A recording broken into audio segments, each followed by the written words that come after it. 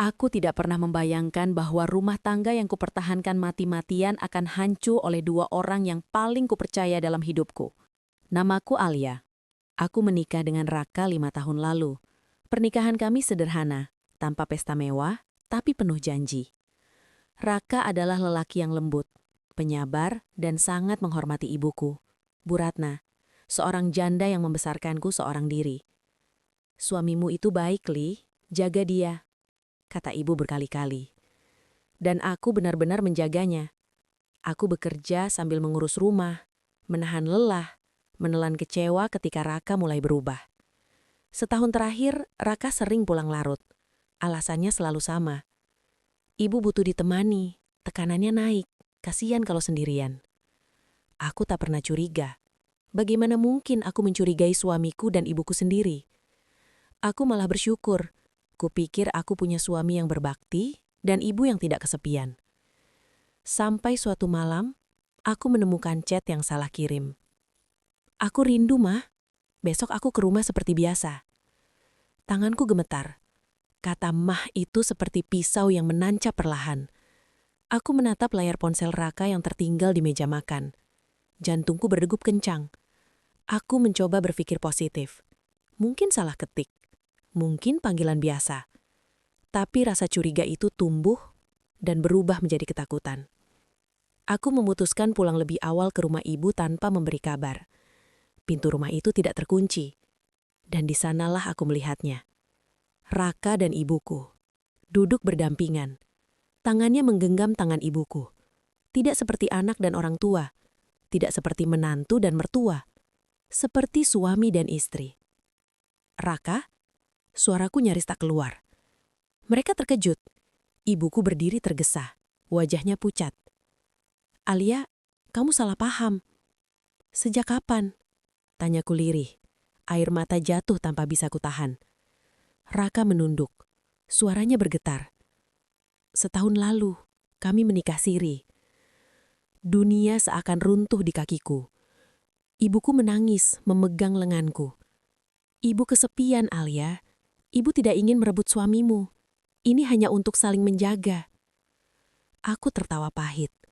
Menjaga. Dengan menghancurkan hidup anakmu sendiri. Raka berlutut di hadapanku. Aku bertanggung jawab pada ibu. Dan aku juga mencintainya. Tapi aku tidak pernah berniat meninggalkanmu. Kata-kata itu lebih menyakitkan daripada pengkhianatan itu sendiri. Aku meninggalkan rumah malam itu juga. Tanpa teriakan, tanpa makian. Hanya air mata dan hati yang hancur. Aku menggugat cerai. Di persidangan, Raka memohon. Ibuku tak pernah datang. Hari putusan cerai, aku melihat mereka duduk bersebelahan. Kini tak perlu sembunyi. Aku sadar, aku bukan hanya kehilangan suami. Aku kehilangan ibu. 2 tahun kemudian, aku mendengar kabar. Raka sakit keras. Ibuku menjual rumah untuk biaya pengobatan. Mereka hidup sederhana, jauh dari bahagia yang dulu mereka bayangkan. Suatu hari, ibuku datang menemuiku. Maafkan ibu, Alia, katanya sambil menangis. Ibu kehilangan segalanya, termasuk kamu. Aku menatapnya lama. Aku sudah memaafkan, Bu, tapi aku tidak bisa kembali. Aku pergi dengan langkah ringan. Luka itu masih ada, tapi aku telah belajar satu hal. Pengkhianatan terdalam bukan datang dari musuh, melainkan dari orang yang paling kita cintai. Hari itu hujan turun deras. Aku berdiri di depan sebuah rumah sakit kecil di pinggiran kota. Langkah kakiku ragu, tapi hatiku sudah lama mati rasa. Perawat itu menatapku dengan iba. Bu, pasien atas nama Raka sudah tidak sadar sejak semalam. Aku masuk ke ruangannya. Tubuh Raka kurus, wajahnya pucat, napasnya berat. Tangannya terikat selang infus. Lelaki yang dulu kupanggil suami kini hanya bayangan. Dan di sudut ruangan, ibuku duduk sendirian. Rambutnya memutih, matanya cekung. Tak ada cincin di jarinya. Alia, suaranya pecah. Dia memanggil namamu terus. Aku diam. Raka membuka mata perlahan. Saat melihatku air matanya jatuh. Alia, maafkan aku. Aku mendekat, menunduk agar dia bisa mendengarku. Aku datang bukan untuk memaafkan, kataku pelan. Aku datang untuk berpamitan. Air matanya mengalir lebih deras. Napasnya tersengal. Aku kehilangan segalanya karena kalian. Tapi hari ini, aku sudah bahagia. Dan kalian tinggal dengan penyesalan. Monitor jantungnya berbunyi panjang. Piip. Raka meninggal, tepat setelah mendengar kata terakhir dariku. Ibuku ambruk, menangis histeris. Ibu salah, ibu menyesal seumur hidup. Aku menatapnya lama, lalu berkata pelan, menusuk tanpa suara keras. Penyesalan itu datang terlalu lambat, Bu. Aku berbalik pergi. Di belakangku ibuku menjerit. Beberapa bulan kemudian, seorang pengacara menemuiku.